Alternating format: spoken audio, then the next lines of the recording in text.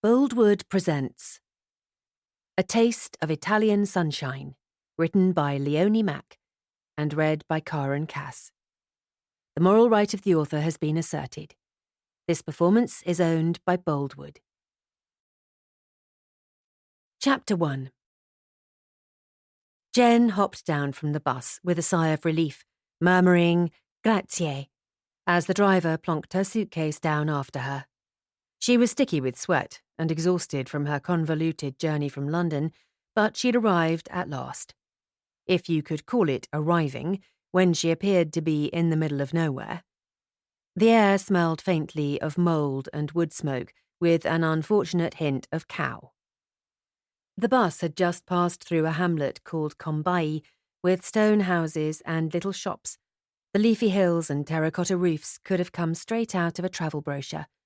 But Jen knew the reality was never so idyllic. The town had been tiny, with no supermarket, and the shops weren't even open in the afternoon.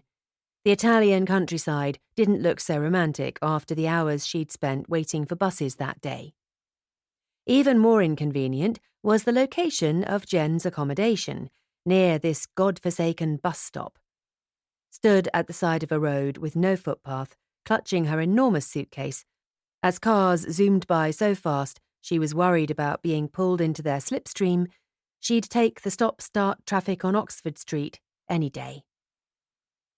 I can't do this. She wanted to be driving one of the speeding cars rather than sitting on buses with whining air conditioning and too many curious fellow passengers. She wanted to be anywhere but here. Her phone rang and she connected the call in a hurry. When she saw her boss's name flash up. Filippo Baretti, M.W., Brampton Hotel Group. When she'd started working for him 5 years before, she'd been impressed by the Master of Wine distinction, and now she had her own. Jen Park, M.W. Except she didn't feel very masterful at that moment. Filippo, hi. Everything all right, Jen? I expected to hear from you by now. His voice was rich and deep, with a hint of a swoon-worthy Italian accent. Everything's fine, she lied.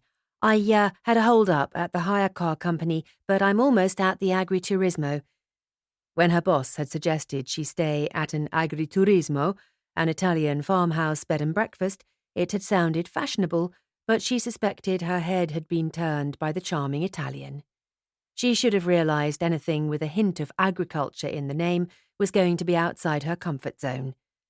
The turismo part made her think of Gran Turismo and reminded her of the unfortunate situation with her driver's license. You booked somewhere in the vineyards like I suggested? An agriturismo might be a bit simple for your tastes, but good for your first buying trip on your own. Make sure you take photos.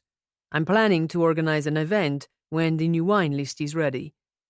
Prosecco with Miss Park. What do you think? He chuckled. I think it's a disaster. He continued without waiting for her to respond. Did you ever expect you'd be our resident Prosecco expert? After what you said to Cooper? He laughed again, and if Jen hadn't already been so hot in the face, she would have blushed. She was distracted by a rumble behind her and stepped up onto the grassy shoulder, yanking her poor suitcase after her as she picked her way along the uneven ground. Cooper didn't have a very good selection, she defended herself weakly. I'm sure I'll find some Prosecco that I actually like. Except she knew she wouldn't, and it was only partly to do with the wine. Ha! You're a tough nut, Jen. My best pupil, you and your nose. Call me back tomorrow after your appointment with the Elisir di Cartizze winery. I've heard good things about it, but I'm deferring to your opinion on this. And don't let them put you off. Solidarity between the wineries up there can be annoying when you only want the best. Don't forget, you hold the power. Try to make friends. Get invited to dinner. You know what I say. Never shake hands in farewell if you're still sober, she mumbled. God, if only Filippo knew what would happen if she actually took his advice. and making friends might be easy for him, but not for Jenn. I'll keep you updated. I'll be back when I've finally found a decent Prosecco. Hopefully it won't take too long. Take your time. We'll pencil in the tasting evening for October, so you've got weeks if you need them. Weeks in this place with fields and tractors instead of convenient shops and reliable public transport. She glanced behind her in annoyance to find that the tractor she'd heard a moment ago appeared to be trailing her. I have to go, Filippo. I'm driving and there's their tractor. After all these lies, she could almost see her grandmother shaking her fist at Jenn from beyond the grave. Country drivers, her boss grumbled. Ciao, Bella.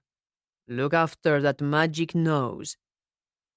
Jenn scrunched up said nose as she ended the call.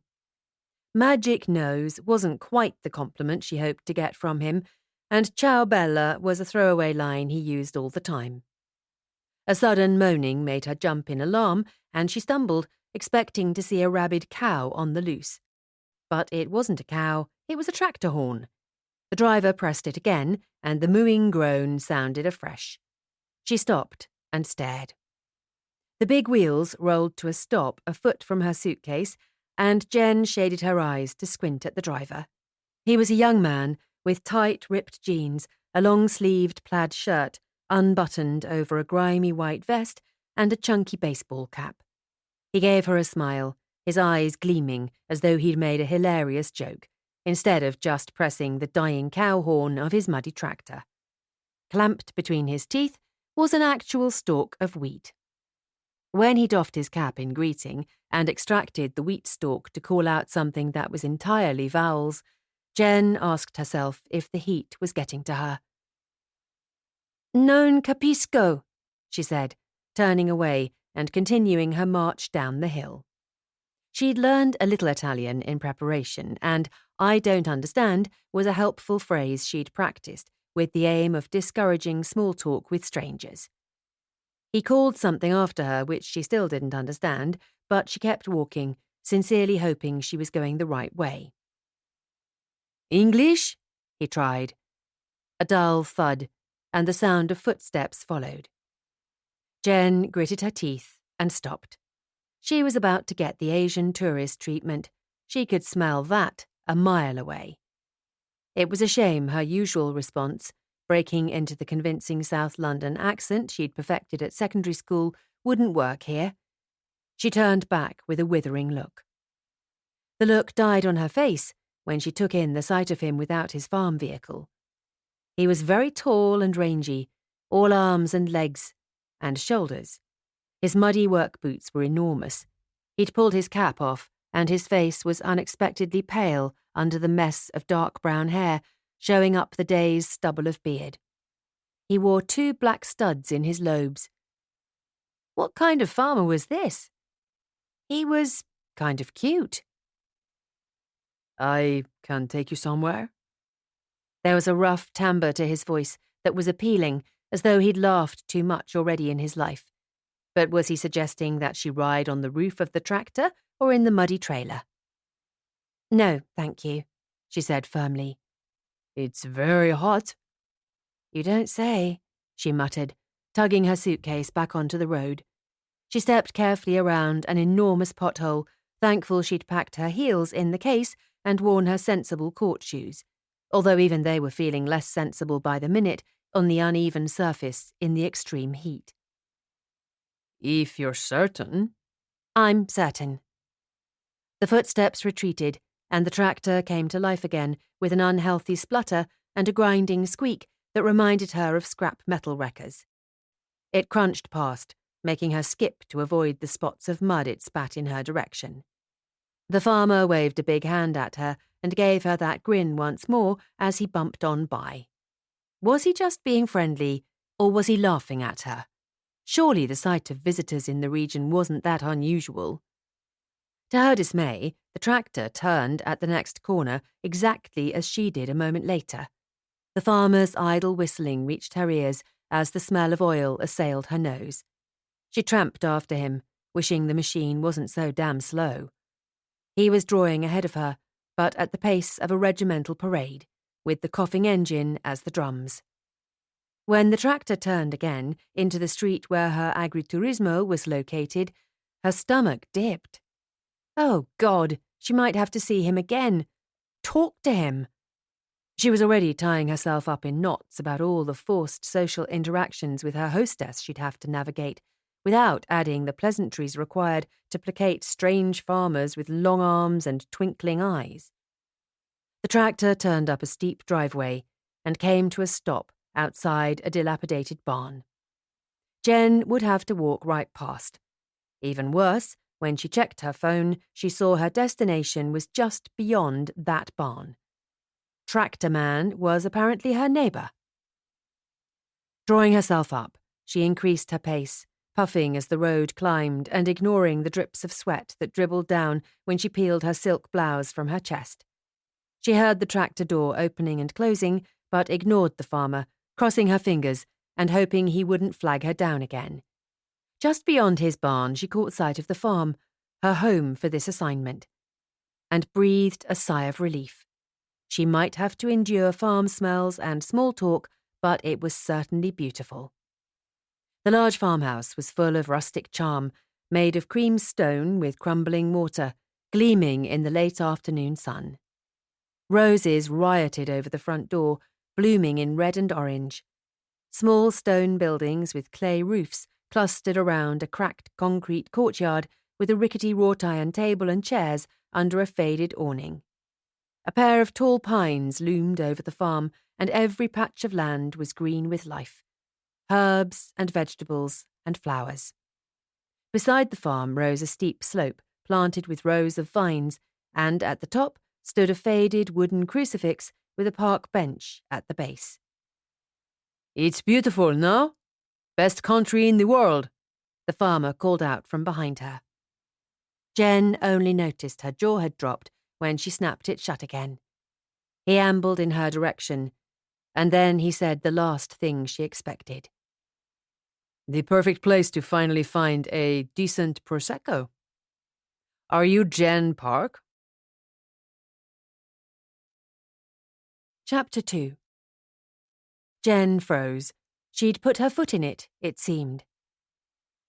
"You're staying at the Agriturismo Evangelista?" Jenn tried not to let her wariness show. Why did he want to know? "I'm Tiziano, but you can call me Tiz." He grinned and gave her a wink. Surely he hadn't just said tits. It had sounded more like teats. Not that it mattered, she wasn't calling him anything mammary. Was all she managed in response. "Is everything okay? Are you sure I can't help?" "I'm fine," she insisted. "I don't need help. I need water and air conditioning and somewhere quiet to sit down." His smile slipped as he nodded slowly. "Sure. I'll see you around," he said. She managed a tight smile and continued on her way, releasing a deep, agitated breath. So much for comfortable anonymity. She'd been in this little hamlet for less than half an hour and was already beating herself up for her inability to have a normal conversation.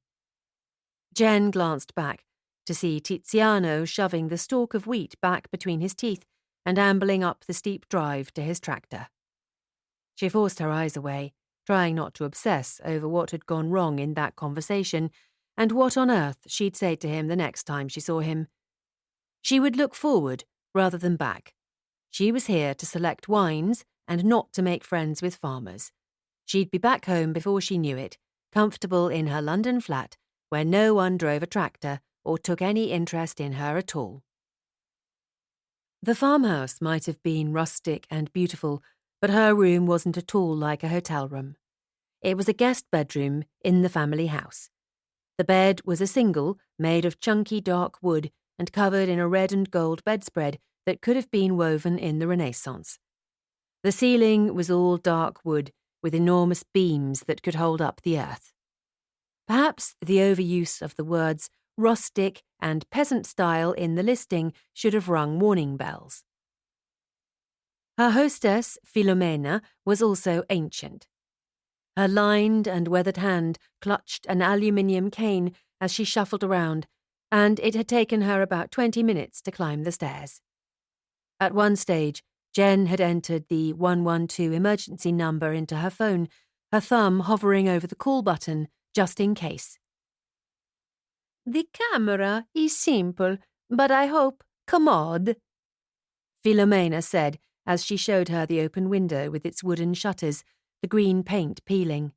No air conditioning then, but Jenn consoled herself with a glance at the ceiling fan. Camera? And what did she mean by commode? Jenn didn't see an ensuite bathroom. Philomena gestured around the room. "La camera." With a stifled sigh of relief, Jenn realised Philomena was mistranslating an Italian word. Hopefully, commode was simply another miscommunication, although the jug of water on the vanity didn't bode well. The greatest shock came when Jenn asked for the Wi-Fi password, pointing to her phone and making wavy gestures with her fingers to pantomime the internet when the word Wi-Fi didn't seem to register. Philomena shook her head firmly and said, "Senza internet." And Jenn's vision tunneled a little in panic, mentally tallying exorbitant costs for taxis and roaming charges. She fumbled for her phone, stifling a panicked groan at the little symbol in the top corner. She didn't even have 4G. She might have had a fine sense of smell, but she felt completely blind without a data signal. How would she get anything done? "You eat here tonight? I cook," Philomena asked, distracting Jenn from her dismay. She remembered the surprisingly low room rate and the fact that some of these rural places made their money by charging a fortune for food. She had a daily allowance she couldn't exceed, but she didn't have much choice when she would have to hike back to the sleepy town or hitchhike on a tractor, she thought with distaste. "Yes, thank you. I'll eat here tonight. How much will it cost?" "Oh, I cook. I don't know cost." She mumbled a few more words, and Jenn understood only her reluctance to answer the question. She hoped she wouldn't have to stay here too long. Family B&Bs weren't designed for introverts, and Jenn already dreaded the inevitable moment when Philomena started thinking she was rude. The older woman clasped Jenn's hand and patted her wrist. "Alle 8, in cucina." At least Jenn understood that. 8 o'clock in the kitchen. "Grazie," Jenn managed to respond as Philomena shuffled out again, mercifully closing the door behind her. Jenn slumped against the enormous farmhouse wardrobe, bumping the back of her head with a satisfying thump. She glanced grimly around the room. She would make this work. With luck, the tip Filippo had given her about Elisir di Cartizze, an exclusive organic winery in Val d'Obbiadene, would pay off, and she'd be home in a week, 2 maximum. And no one back in London needed to know she'd landed in backwater Treviso province with no internet and no driver's license. She plonked onto the bed, kicking off her buckled shoes. It was stifling in the room. The heat reminded her of every other vineyard she'd ever visited, including her ill-fated internships during her degree. South-facing was all well and good until it was August. She peeled off her silk top and studied it critically. She suspected the classic Jill Sander blouse would never be the same. She hauled herself upright again to switch on the ceiling fan, and it whirred to life, bringing a few minutes of relief before it clicked off again with a snap. The ancient clock radio turned off too. Great. Maybe this house had been wired in the First World War. Jenn took a few deep, controlled breaths and tried not to picture how strange she would look trying to mime the word fan to Philomena. A slight breeze trickled towards her through the rickety door in the corner of the room, and she padded across the floorboards to investigate. She found a postage-stamp balcony with a rusty wrought-iron railing, just big enough for the single bowed chair. Her phone rang as soon as it caught a whiff of signal. "I tried calling 5 times. Hello to you too, Umma. It was just like her mother. She didn't call for weeks at a time, and then she tried 5 times and panicked when Jenn didn't answer. I was travelling, remember? She stepped out onto the balcony. Ah, yes, buying champagne, somewhere in Tuscany. It's not... She couldn't complete the sentence, not when she'd lifted her gaze and was suddenly blindsided by the view. There was deep forest on one side and mountain on the other, with bright green hills bobbling between, crisscrossed with rows of vines, slanting and sloping. Pale stone houses punctuated the landscape, along with a lonely chapel on a hill. A cluster of roofs at the foot of the mountain, with a church spire in the middle, must be the village of Combay. The late afternoon sun glinted low over the landscape, turning the vines golden. These were the Colline del Prosecco, the little clay hills that grew the finest Glera grapes, to produce the only wines allowed to be designated Prosecco Superiore. It's not Tuscany and it's not Champagne, she finished on a murmur. I ran a conference in Tuscany once. I remember, Jenn said. That was the second time you sent me to stay in Seoul with Halmoni. You're still making me feel guilty about me sending you to your grandmother. I'm just saying, and it's not Tuscany, it's Veneto. Is that where your boss is from, Filippo? Jenn groaned inwardly. Her mother couldn't remember where Jenn was, but she did note how much Jenn spoke about her handsome boss. No, he's from further south.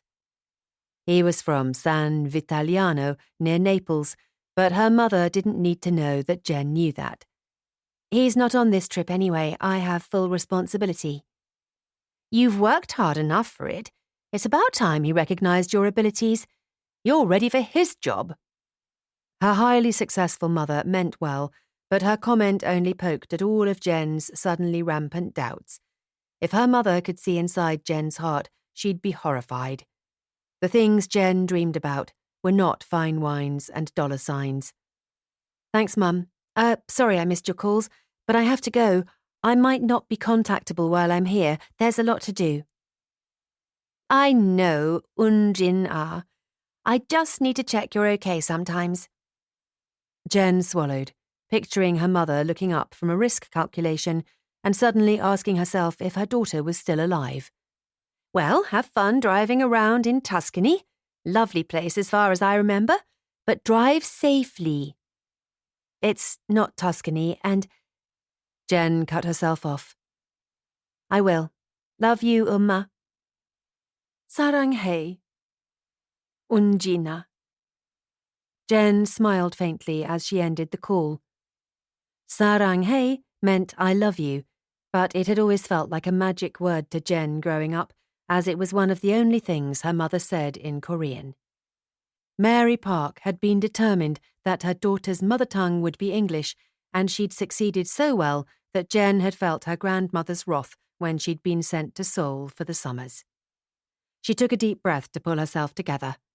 Now was not the time to be doubting her career or grumbling about her mother. She and her magic nose had a job to do. Jenn's keen sense of smell was already operating on overdrive in this unfamiliar environment. She was getting used to the hint of smoke in the air and the constant whiff of manure. The climbing roses were a sweetly fragrant variety. She picked up the tang of tomato stalks, savoury rosemary, and the faint bitterness of a distant lavender bush. The cool air settling from the mountain was redolent with pine, zesty and alive. And she caught a whiff of... Was that beer? The slap of flip-flops on concrete alerted her that someone was coming, and then he appeared on the terrace below. Tractor man. And if that wasn't bad enough, he was wandering around Jenn's farmstay in his underwear. He wore boxers rather than briefs, thank goodness, although the boxers with their Simpsons theme and 2 mugs of Duff beer printed on the cheeks made her cringe. Tiziano rubbed a hand over his hair and stretched with one arm, while a bottle of beer dangled from the fingers of his other hand. The rest of him was as pale as his face, except for the tracery of a couple of tattoos. He wasn't buff or ripped, but the lines of physical labour marked his arms and chest. She licked her suddenly dry lips. She'd thought having a crush on her boss was inappropriate, but a farmer? For her? She would have put more effort into her love life in her 20s if she'd known her hormones would get so unpredictable in her 30s. Who was she kidding? Dating had always been a nightmare, and it had only got worse as the stakes got higher with each birthday. Tiziano turned his face up to the sun with a lazy smile and collapsed onto a sun lounger. He took a long slug of beer and burped. "Ugh, you have weird taste, girl," Jenn thought to herself, and looked away. "Oh, e la principessa." Jenn flushed as his nasal accent reached her, but thank God he hadn't caught her staring. She was about to ask him not to call her principessa when he continued. "You found the place with cell phone reset." She glanced down to see why he'd cut himself off and found him blinking and looking everywhere except at her. With a rush of mortification and a desperate and futile grab for modesty, she realised she was standing out on her balcony in her bra. She threw herself back inside, slamming the door as though narrowly escaping a serial killer. Sucking in heaving breaths, she buried her face in her hands and groaned. She never wanted to see that man again. Chapter 3. Jen's heels clicked on the stone steps as she made her way to the kitchen the following morning. She'd slept late after rolling around on the bouncy mattress, freaked out by the heaviness of the silence. Squawking birds had then woken her at the crack of dawn, and she'd forced herself back to sleep by sheer willpower. She'd never again complain about the proximity of her flat to a main road. Was it too much to hope that Filomena would shuffle off to church and leave her to gulp down a little breakfast alone? The older woman seemed friendly enough, but she left out half of her consonants, in English and Italian, so Jenn had little hope of recognising even the few words she understood. Jenn would put up with a lot for the home-cooked beetroot ravioli she'd eaten the night before, with tender pasta and tangy cheese, but she was worried she'd offended Filomena by repeatedly declining the offer of wine. Surely repeatedly offering was also rude. It had seemed like such a good idea to stay out among the vineyards in a real farmhouse, but she hadn't taken into account this awkward grey area where she felt like a guest even though she was paying. She'd also assumed she'd have a car to be able to escape when she needed to. The scent of coffee grew stronger, providing the necessary motivation for the last few steps. She even mustered a smile as she passed under the arched doorway, a smile that promptly died on her lips. "Hey, Bondi, buongiorno, principessa." Her breath whooshed from her lungs. Had she upset the Prosecco gods? Did a driving disqualification bring 6 weeks of bad luck? Tiziano wore a threadbare t-shirt today and another pair of jeans that flapped at the knees, but his lack of sartorial elegance wasn't enough to stop her picturing him shirtless, pale skin reflecting the sunlight. "Good morning," Jenn croaked, coughing to cover the tightness in her throat. His gaze drifted over her white blouse and black trousers, the outfit finished with a pair of elegant black pumps. A twinkle in his eye suggested he could still picture her in her underwear too. "Where's Filomena?" she asked through gritted teeth. "She gets the eggs." "Oh, really? Does she have to go far?" Surely Filomena didn't still drive a car. Jenn imagined the old woman shuffling down to Combay and thought about calling the emergency services again. Tiziano had the nerve to burst out laughing. "From the chickens. They're behind the house." Jen's face flamed afresh. "Of course," she mumbled. "Sorry for laughing." The apology would have gone a long way towards making her feel better, except he kept talking. "I'm a country boy and you're a city girl." And that sounded like a schmaltzy love song. "You can laugh at me in the city, okay?" "Okay," was all she could think of to say in reply. She dreamed of getting up and walking out again, This whole agriturismo experience was her usual social overwhelm multiplied by 1,000. Coffee? Yes, please. His grin was wide, and he chuckled again as he took the mocha pot off the stove and poured 3 shots of espresso. Milk? Do you have... She cut herself off when she'd finished thinking her sentence through. Almond milk was probably an offensive term in these parts. Que cosa? Are you intolerant to lactose?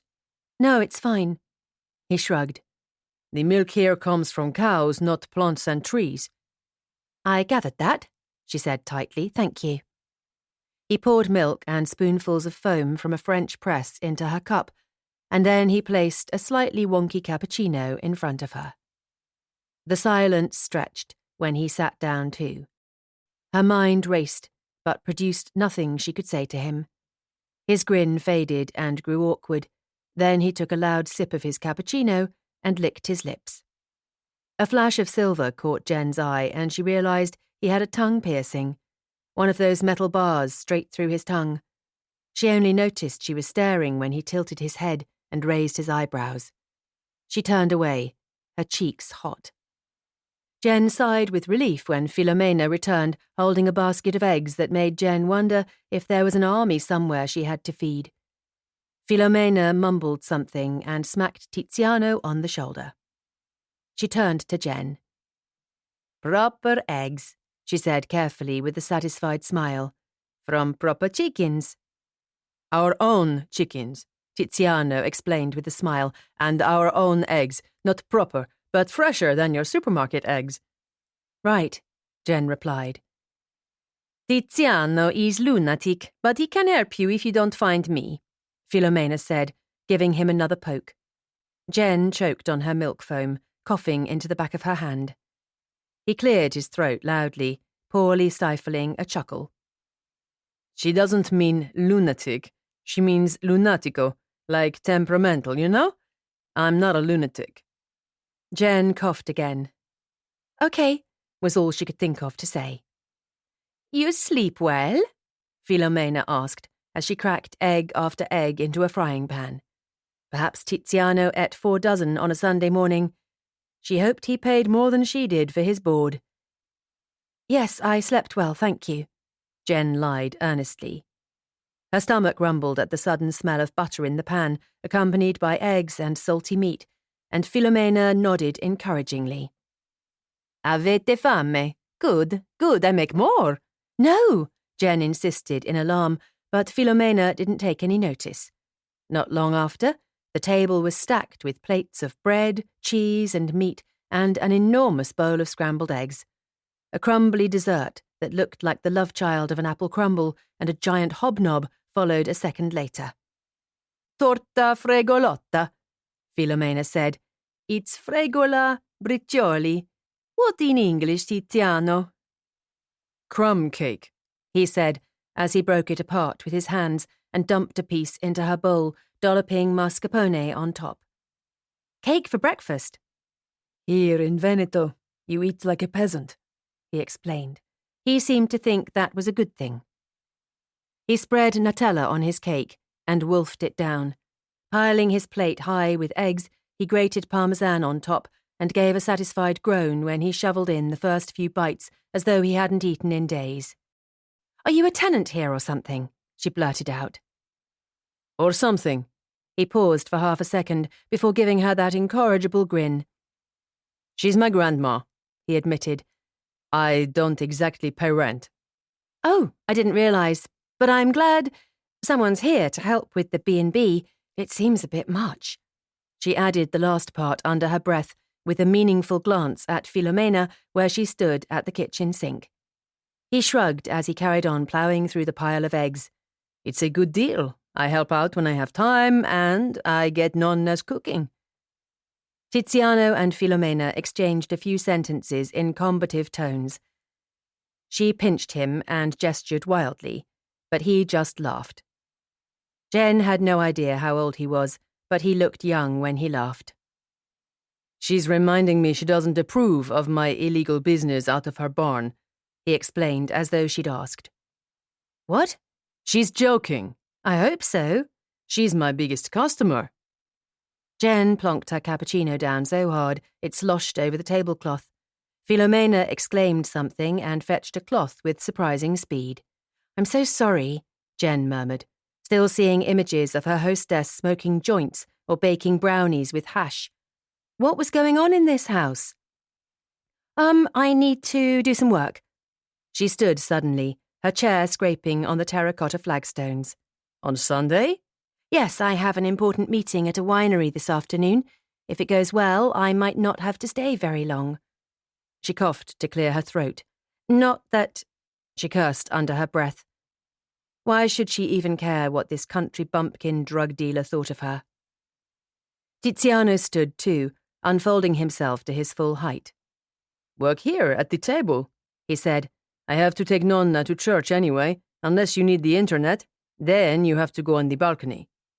Thank you, It's grappa, he blurted out. The illegal business, he explained after she blinked uncomprehendingly at him. I was joking. I distill grappa in the barn, just for friends and family.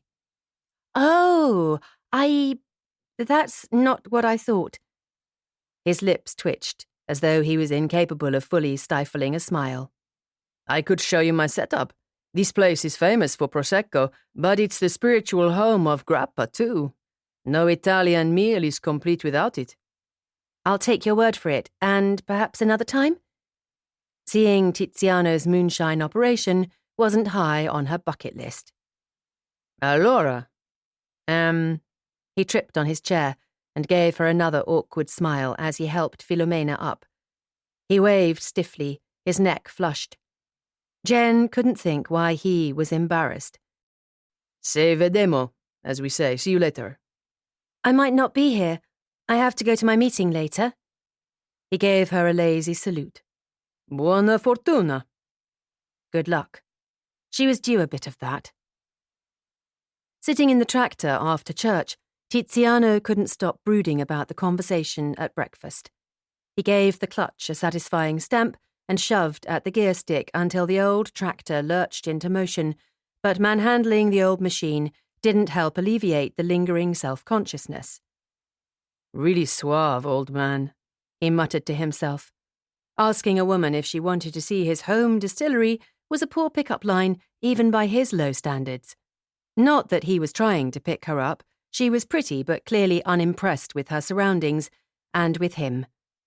The idiot in him had asked her anyway. He swung the tractor around the corner, heading for the main road. He had to help his mate move a woodpile and then take Nonna down the valley for family lunch. But in the afternoon, he'd go fishing.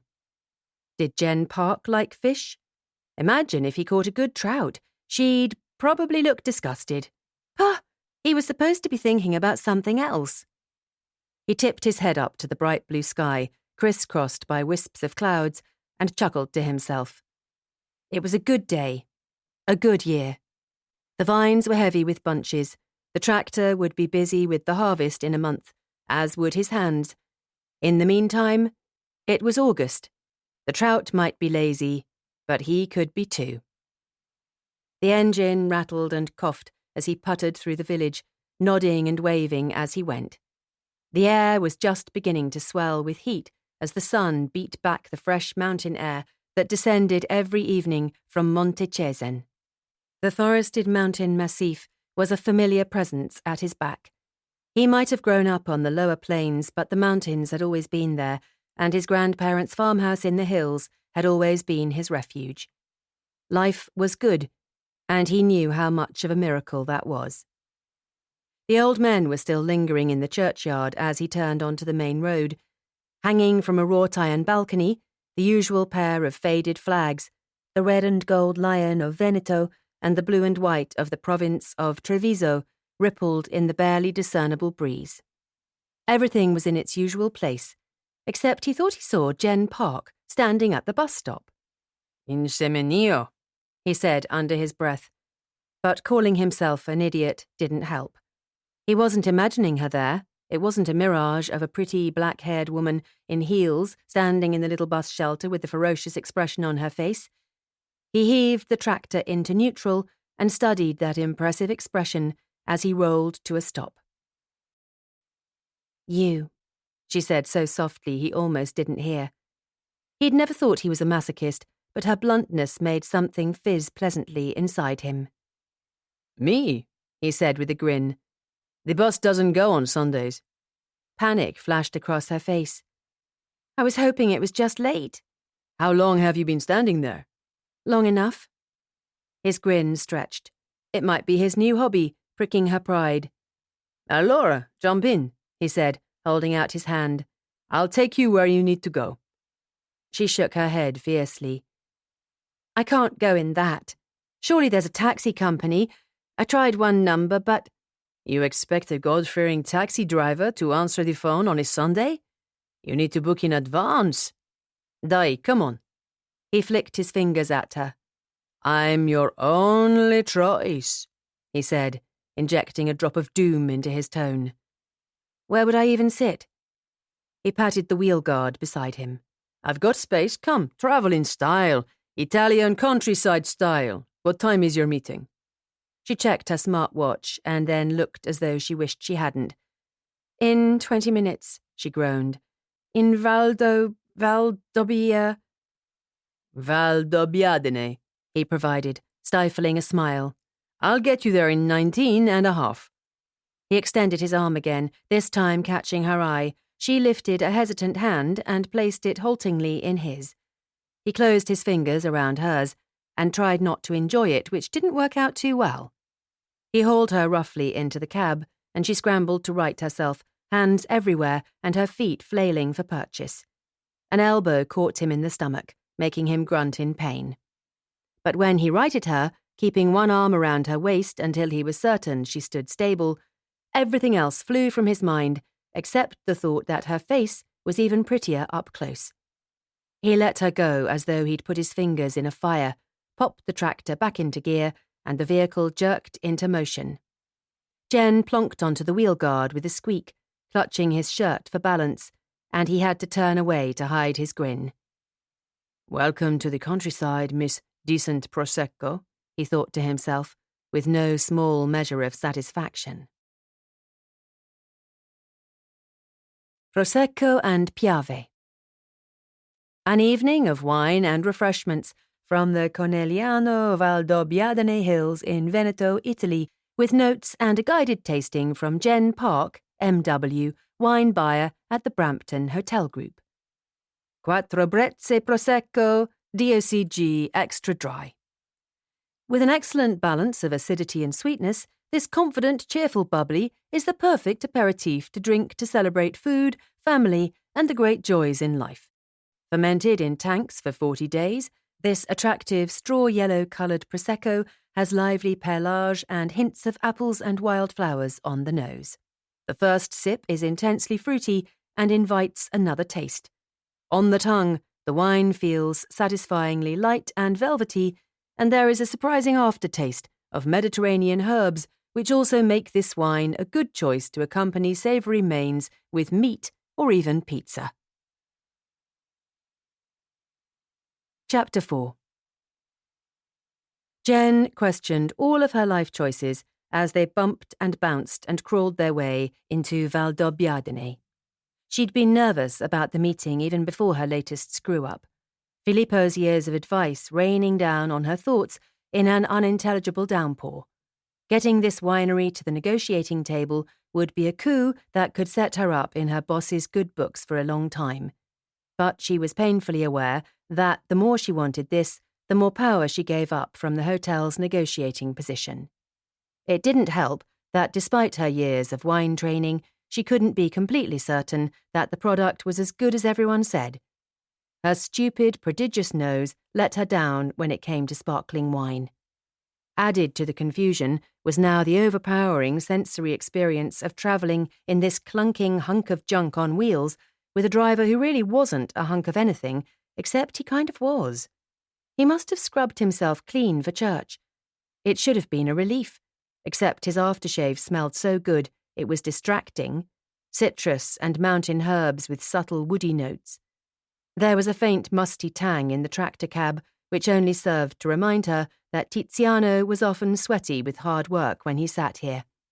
She also picked out a faint hint of cigarette smoke, not enough to suggest he was a regular smoker, but just enough to make her curious and a little sick.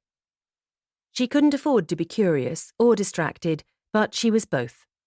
When they arrived, her legs were wobbly as she climbed down from the cab and gazed at the elegant winery with its sophisticated touches of contemporary architecture built seamlessly onto a rustic stone building. The name, Elisir di Cartizze, was printed with stylized grape detailing on a subtle sign by the stone steps. The building was set up high, surveying the fluffy hills of vines that stretched in all directions. On one side, the ground dropped away steeply, tumbling into a bright green valley where lush, slightly unkempt vineyards were interspersed with sun-baked clusters of clay-roofed houses, and the occasional stone rustico crumbling in its own idyll. You okay? She jumped at the sound of his voice behind her, and a friendly hand landed on her shoulder. Her mouth was dry, but she had enough presence of mind to shake off the casual touch that was unexpectedly firm. He handed over her briefcase, and she downed half her water in one go. Perhaps dehydration could explain the overload of her senses. Shall I wait for you? No, she quickly insisted. I'll be a while. Hopefully, a long while. Let me give you my number then. Call me when you're finished and I'll come and get you. She thrust her phone into his hands, glancing nervously at the building. She smoothed her clammy palms on her trousers. You look nice, Tiziano ventured. She choked on a fatalistic snort of laughter. Thanks, she said dryly. What? He said, I mean it. No, you don't, she insisted. You mean I look strange, out of place. He wasn't wrong. No? He seemed to reconsider his words. You look like a wine buyer. Good luck, he said, managing to make wine buyer sound like a bad thing. And why did he think she needed luck? You'd better go before they see you, she urged. She had to find her composure, and she certainly couldn't do that with him in the vicinity. Jenn was halfway up the stone steps when, without warning, a bouncing ball of orange fluff accosted her. She jumped in alarm, which the little animal obviously interpreted as an invitation to play. It barked and scratched at her legs with blunt nails, leaving marks on her trousers. Jenn snatched up her briefcase, which only encouraged the dog further. Down? She tried, before realizing the animal wouldn't understand English. Shit, she muttered, struggling to maintain her balance on the stairs as the dog continued to jump at her and bark in increasing alarm. Good dog? She extended a hesitant hand and patted its head, but that only seemed to startle it. Spritz, spritz! An energetic woman in a simple but effortlessly elegant linen dress called from the door of the winery. She rushed over. I'm so sorry. He's not normally so excited. I think he likes you. Jenn glanced down at the velvety snout and big brown eyes, and the dog growled, low and full of menace. Or maybe not, the woman said, taking the dog's collar and extending a hand. I'm Valentino Costa. You must be Jenn Park, and this is Spritz. The dog growled again as Jenn slipped past slowly, careful not to come too close to the bared teeth. He'll calm down, I'm sure. Come, I'll show you to the cantina. Far from the wheeler dealing she was used to, Jenn's visit to Elisir di Cartizze was informal, and punctuated by growls and barks from the dog who had decided Jenn didn't belong in his territory. But Valentina, the daughter of the winery's patriarch, was all charm and warmth. She welcomed Jenn like a friend instead of a buyer, and presented the family's wines with straightforwardness and enthusiasm and complete honesty. If one of their wine styles was simple, she described it as simple. One was sweeter, and she didn't dress that up as anything except a matter of personal taste. It was nothing like the tastings Jenn had done in other historic wineries, where the winemakers were full of glowing adjectives, superiority, and inscrutable smiles. Valentina might have been open and friendly, but her wines still made Jen's eyes water as the carbon dioxide bubbles wreaked havoc on her nerve endings. What sparkling wine enthusiasts called perlage, Jenn called a pain in the nose. With deep breaths through her mouth, Jenn thought she got through the tastings tolerably well. But Valentina was also honest about the winery's wariness of large contracts, which was a bigger obstacle to Jen's mission and something she had no idea how to combat. Valentina even suggested Jenn visit other wineries. "This isn't something we will rush into," Valentina reiterated as Jenn covered her mouth with her hand and discreetly spat the 5th Prosecco into the spittoon. "We're a small producer, and although you've made your case very well, this would be a big step for us, and we have our own business plans." Between the paw marks on her trousers, her stinging nose, and the unexpected friendliness, Jen's nerves were wound up so tightly she had no idea what to say. "I understand," she managed. Her eyes were watering and she needed to sneeze. I'll come back and see you again when you've had a chance to look through our proposal, although this is only our first position, of course." "Of course." Valentina accompanied her to the door. "Although, with the vendemmia, the harvest approaching, I can't make any promises. Perhaps you could stay through the harvest, see the area at its busiest, and really get to know the community if you're determined to find the best Prosecco, as you say."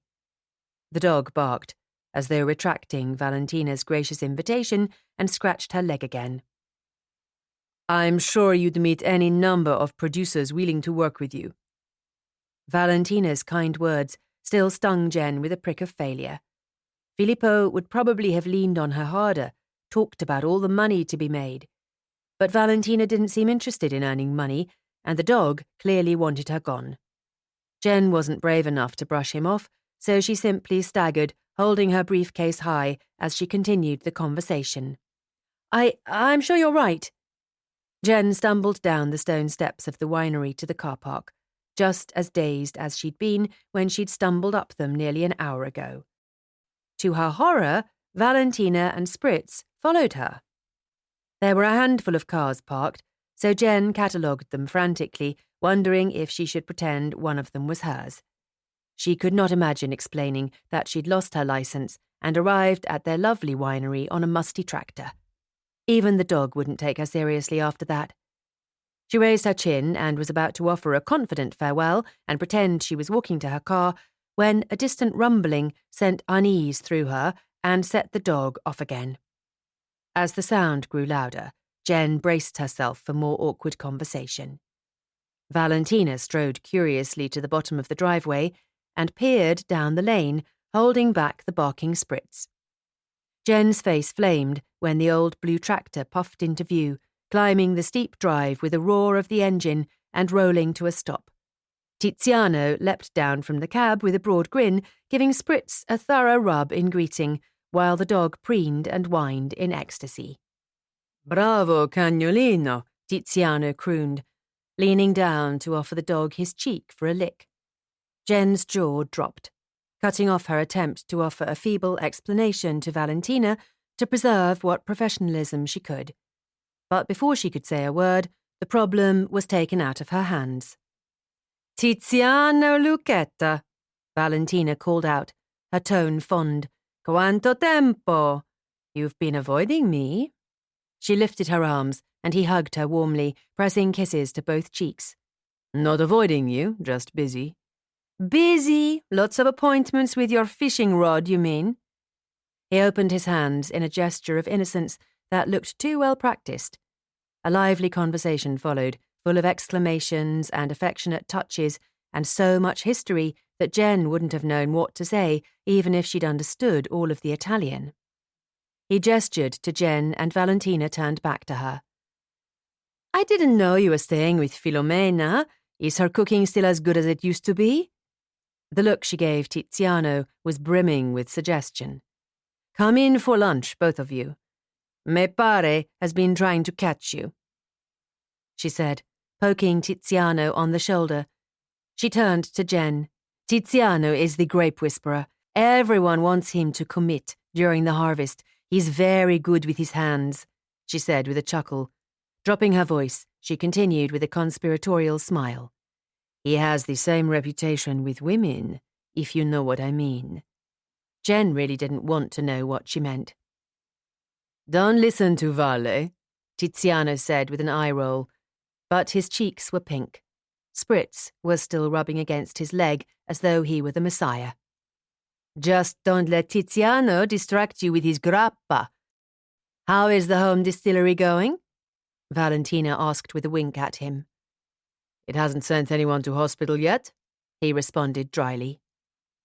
Jenn tried not to overthink the invitation to lunch, but the smudges between business and pleasure made it particularly difficult for her to read the situation when Valentina bypassed the shop and led them to the rambling stone house behind. The dog continued to nip at her heels, making her trip. He could probably sense her unease. An older man, who Jenn assumed was the founder of the company, Giuseppe, looked less than formal in his socks and Birkenstocks, but he didn't seem to question why Jenn was there for Sunday lunch. A warm, rich scent hung in the air, but she struggled to identify anything other than garlic. The persistent buzz in her nose made her feel blind, on top of the deep uncertainty about what was expected of her in this social situation. She dabbed at her eyes as Valentina showed them to a cosy dining room with exposed brick and wood accents. Are you okay? Tiziano asked softly as he took a seat next to her, and she nodded fiercely, annoyed that he'd asked again.